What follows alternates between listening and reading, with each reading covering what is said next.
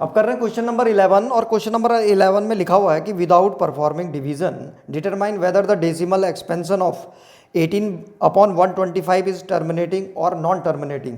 If it terminates state the number of decimal places. तो देखो ये नंबर दे रखा हमको 18 अपॉन 125 और वो कह रहा है कि बिना डिवीजन करे हुए हमें बताना है कि ये टर्मिनेटिंग है या नॉन टर्मिनेटिंग है। तो सबसे पहले हम क्या करेंगे कि तुम्हें याद होगा कि अगर कोई भी टर्मिनेटिंग डेसिमल होता है तो उसका जो डिनोमिनेटर होता है वो किस फॉर्म में होता है।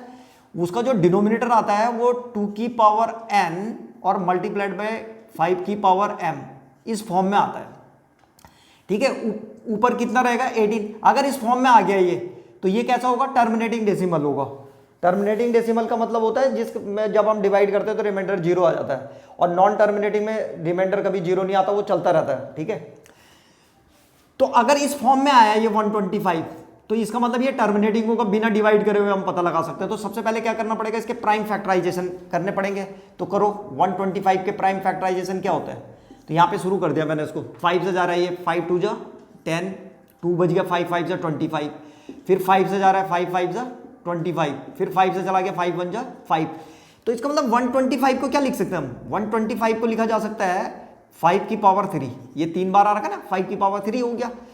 तो इसका मतलब ये हुआ कि यहाँ पे 5 की जगह में तो 3 आ जाएगा, यहाँ पे 3 लिख रहा हूं मैं m की जगह में, और यहाँ पे हम देखते हैं 2 तो कुछ है ही नहीं, तो इसका मतलब यहाँ पे 2 की पावर कितनी आ जाएगी, 0। क्योंकि अगर किसी की भी पावर 0 होती है तो उसकी वैल्यू 1 आती है। तो अगर 2 की पावर 0 होगी तो उसकी वैल्यू कितनी आएगी, 1। तो ऐसा लिख सकते हैं हम इसको। तो ये बिल्कुल आ गया इस फॉर्म में। तो इसका मतलब ये टर्मिनेटिंग डेसिमल है। तो उसने पूछ रखा था कि ये टर्मिनेटिंग है नॉन टर्मिनेटिंग, तो ये टर्मिनेटिंग है, तो हटा दिया मैंने इसको। तो टर्मिनेटिंग डेसिमल यहाँ पे लिख देंगे, टर्मिनेटिंग डेसिमल है, तो यहाँ पे लिख देंगे टर्मिनेटिंग डेसिमल। ये पहला वाला तो आ गया।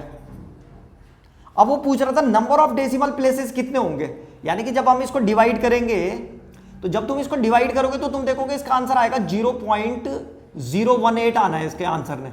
तो नंबर ऑफ प्लेसेस कितने, 1 2 3 प्लेसेस है। तो यहाँ पे हमको जो है यहाँ पे लिखना था 3 प्लेस। ठीक है, नंबर ऑफ डेसिमल प्लेस कितना आ जाएगा, 3। लेकिन हमको बिना सॉल्व करे हुए बताना है, तो इसके लिए बहुत आसान तरीका है। जब हम इसको इस फॉर्म में लिख देते हैं तो तुम ये देखा करो कि 2 और 5 में किसकी पावर बड़ी है। तो किसकी पावर बड़ी है यहाँ, 5 की। तो जिसकी पावर बड़ी होगी बस उतने ही डेसिमल प्लेस आते हैं। तो यहाँ पे तुम देख रहे हो कि ये 3 है, तो इसका आंसर 3 आ जाएगा। सिंपल सी बात है, आ रहा समझ में। अगर मान लो किसी क्वेश्चन में जैसे तुमने सॉल्व करा और वो आ रहा है 2 की पावर 4 और 5 की पावर 3, तो कितने डेसिमल प्लेस बनेंगे उसमें, 4। ठीक है, इन दोनों में से जिसकी पावर भी बड़ी होती है उतने ही डेसिमल प्लेस बनते हैं। तो ये था क्वेश्चन नंबर 11। अब कर रहे हैं क्वेश्चन नंबर 12, और ये क्वेश्चन नंबर 12 जो है 11 से मिलता जुलता है। इसमें लिखा हुआ है कि a rational number in its lowest form has denominator 2 raised to the power 3 multiplied by 5. How many decimal places will its decimal expansion have? Explain your answer. तो वो कह रहा है कि इसका जो डिनोमिनेटर है, कोई नंबर है उसका डिनोमिनेटर इस फॉर्म में है।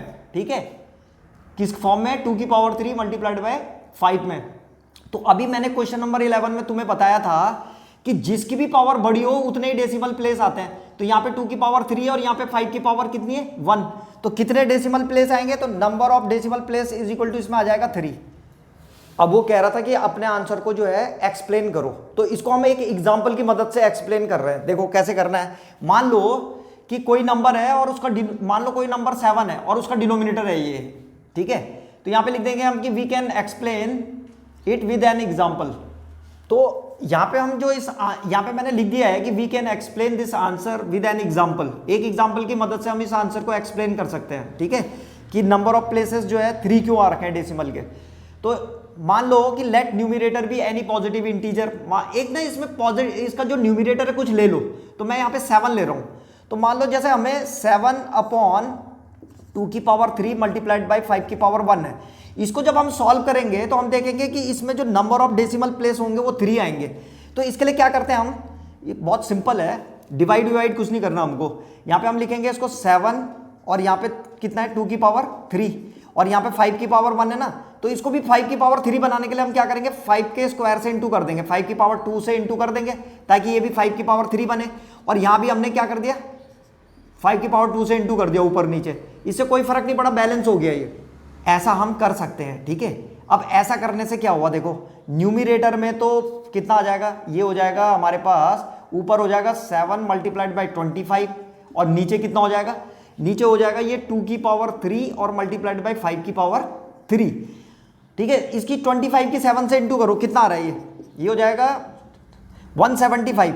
इसको लिख दो 175 और नीचे कितना आ जाएगा, नीचे आ जाएगा ये जो डिनोमिनेटर में 2 की पावर 3 इंटू 5 की पावर 3 है ना, इसको ऐसे लिखा जा सकता है 2 इंटू 5 और बाहर से 3 लगा दो ऐसे करके बस।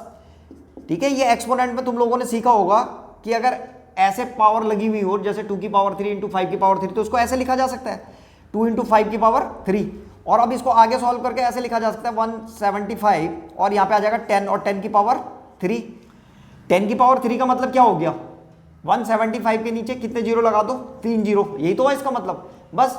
अब इसका पॉइंट यहाँ पे होता है, तुम्हें याद होगा जब हम ऐसे करके 1000 से डिवाइड करेंगे तो पॉइंट शिफ्ट होगा 1 2 3 प्लेस, तो यहाँ पे आ जाएगा ये, तो कितना आ जाएगा ये आ जाएगा हमारे पास इज इक्वल टू 0.175, ये आंसर आ गया। तो आ गया नंबर ऑफ प्लेसेस कितने आ रहे हैं 3।